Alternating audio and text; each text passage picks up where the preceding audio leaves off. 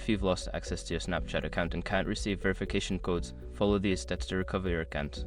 This guide will help you regain access without needing those codes. Step 1. Open Snapchat app. Launch the Snapchat app on your device. If you are not logged in, tap on Login to proceed to the next step. Step 2. Tap on Forgot Your Password.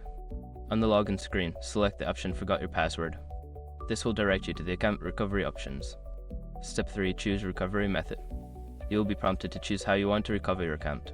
Select use phone or use email based on the information you have access to. If you choose email, ensure you can access the email account linked to your Snapchat. Step 4. Follow instructions. If you selected phone, Snapchat will send a link to reset your password via SMS. If you chose email, check your inbox for a reset link. Follow the instructions provided in the message to create a new password. Step 5. Log in with new password. After successfully resetting your password, return to the Snapchat app and log in using your username and the new password you just created. Ensure you remember this password for future access. By following these steps, you should be able to regain access to your Snapchat account without needing verification codes. If you encounter further issues, consider reaching out to Snapchat support for additional assistance.